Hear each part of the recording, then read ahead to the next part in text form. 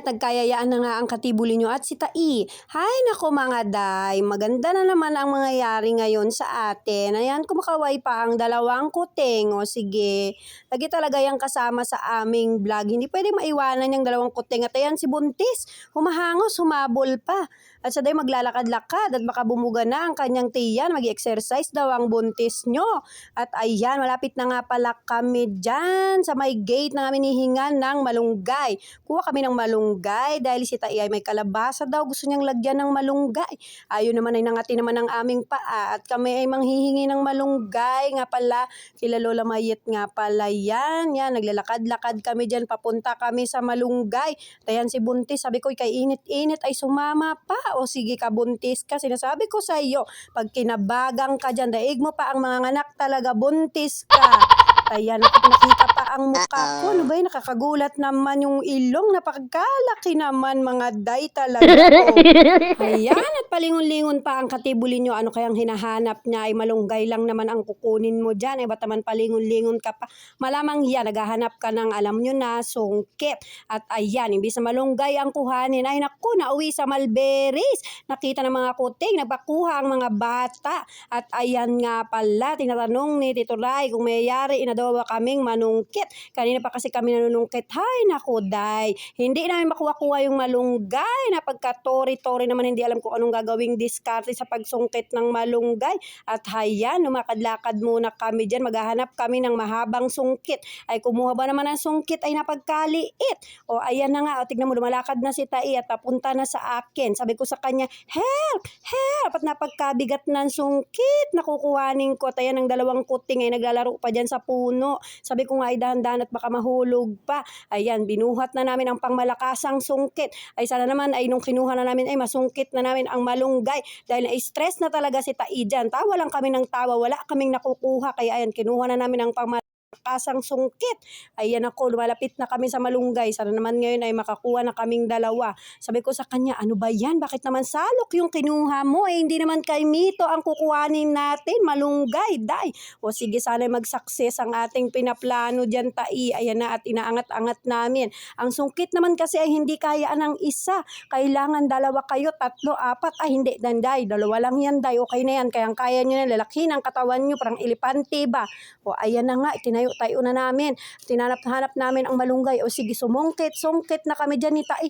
Ayan, ay tawa kami ng tawat. Hirap na hirap kaming kuhanin ng malunggay. Hindi mo alam kung anong gagawin mong diskarte dyan. Ay sabi ko, dahan-dahan at baka magkabali-bali ang sanga. At tayo ay nangihingi lang. Ay tayo malalagot dyan. Aywan ko ba naman kay Tai. At ayan, nagtatawanan kaming dalawa. Sabi niya sa akin, ano ba yan, Tibuli? Ayusin mo naman. O sige, nagtawanan lang kaming dalawa. At ayan, lumiliyad pa. Ano ba naman yan, Tai? Ayan, at tuluyan ang nalaglag ang sungkit. Ay nako, awa ng Diyos. Ayan, wala pa rin kami nakuha. Ay, nahulog, log. Ayan, muntik pang makutongan ng sungkit. Sabi ko sa kanya, ay ayan, lumadlad na. Nabali na yata yung sanga. Lagot tayong dalawa dyan. Sabi ko, sungkitin na ng dahan-dahan para hindi tuluyang mabali ba yung sanga. Ay kami nang hihingi lamang. Ay naninira pa ng puno. Ano ba naman yan, Tai? Buti na lang ay awa ng Diyos. Ay hindi naman nabali yung sanga. Kung hindi, yari ka dyan, Katibuli ka. Sige, mahilig kayong mangwanguwan ng ganyan, ha? At ayan, tinanong na naman ni Tito Ray. Tutulungan na daw niya kami at hindi naman daw namin makuha-kuha yung malunggay. Naawa na yata sa amin si Tito Ray. Shout out nga pala kay Tito Ray. Maraming salamat nga pala at lumapit ka dyan sa amin. Ayan na nga, guys. At tuluyan ng kinuha ni Tito Ray ang sungkit. At siya na lang daw ang malungkit. Sigurado ko, the best to. Kuhang-kuha lahat to kasi hindi talaga namin alam kung anong gagawing diskarte. Ay ganun lang pala dapat ang gawin mo. Tutuldukin lang pala para makuha lahat. At ayan, nagsimula na nga sumungkit si Tito Ray. Bilib na bilib talaga ako. Ay tinuldok-tuldok lang yung malunggay. Ay nangalaglag naman lahat yung bunga. Ay kung kanina pa namin pala naisip yan. Ay naku, paano naman kasi mag-iisip? Ay kapiraso lang pala yung isip, hindi pa nagamit. Ay napakatibuli ka talaga. Oo, sinasabi ko sa iyo. Husay-husaya mo naman minsan ang pag-iisip para alam mo na hindi ka nahihirapan pang manguha ng gulay ng kapitbahay. At ayan, niluglog-luglog na ni Tito Ray. Namumulot na dyan sila at Tai, ano ba yan? Talaga naman, ayan ay napakabilis-bilis namang nalaglag ng malunggay ba? Pinulot na ng mag-ina mga day, ayan si Nana at si Tita I, ang pinulot-pulot na niya, nagtatawanan pa kami ni Tito Ray dyan. Ganon-ganon lang pala kako yung technique, ba't hindi namin nakuha-kuha? At ayan, pinasungkit ko pa kay Tito Ray ang mga natirang malunggay, yung kanina pa namin kinukuwang, hindi namin makuha-kuha, si Tito Ray na din ang kumuha. Ay naku, maraming salamat talaga Tito Ray, buti na lang talaga ay nilapitan mo talaga kami dyan para makuha namin ng tuluyan ang malunggay. At ayan, kinuha pa ni Tito Ray ang malunggay sa sungkit, may umipit pa kasi mga day. At ayan, inangat na nga ni Tito Ray ang sungkit at tuluyan na niyang sinundot-sundot ang sanga. Mamulot ka na lang katibul. Ay, nadapa.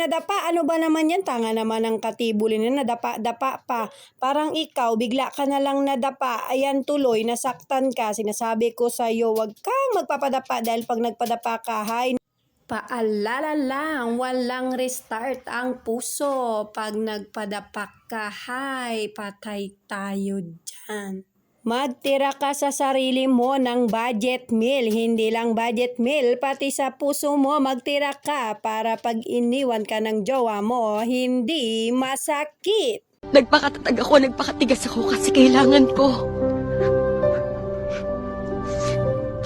Pero hindi dahil matigas ako, wala na akong pakiramdam.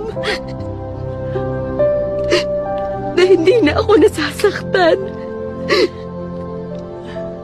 Nasasaktan din ako. Sino nga ba siya sa puso mo? At kaya mong saktan ang tulad ko? Kayong lahat-lahat ng akin at pag-ibig ay binigay.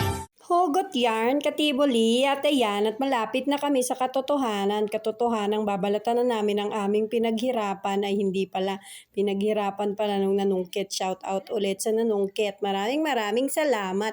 Ayan yung dalawa nag-aagawan pa kung sino magbibit-bit ng plastic. At ayan, si Bebetchoy na nga ang nagbitbit. Ayan, si Jasmine kukuha na nga yaw siya ng kutsilyo at lalagyan para masimula na naming balatan. Diyan nga pala kami sa kubo magbabalat.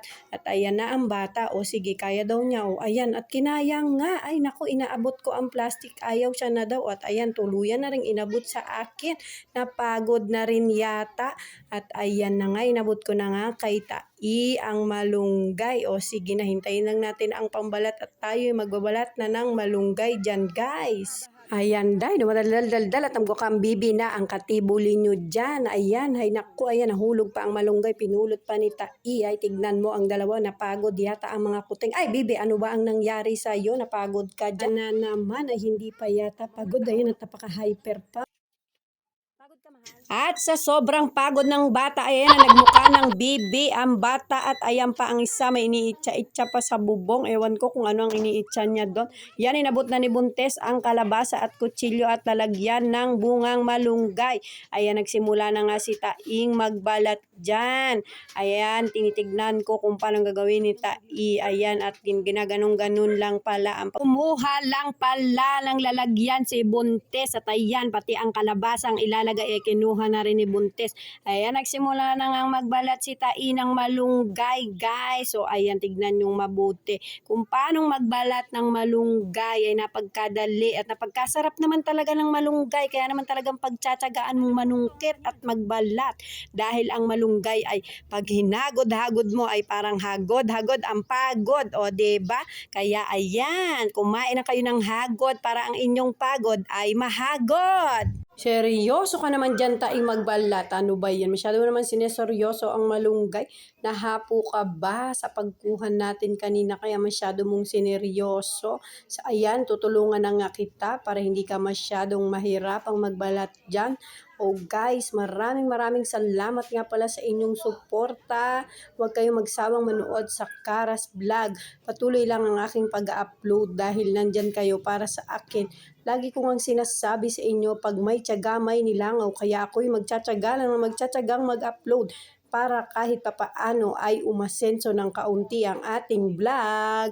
Hanggang dito na lang guys at huwag niyong kakalimutan ang inyong katibuli hanggat may Diyos tayong kasama sa buhay, lagi tayong aalalayan at hinding-hindi pababayaan kailanman. Yun lamang at maraming salamat uli sa inyong suporta sa Karas Vlog. Thank you guys and thank you for watching.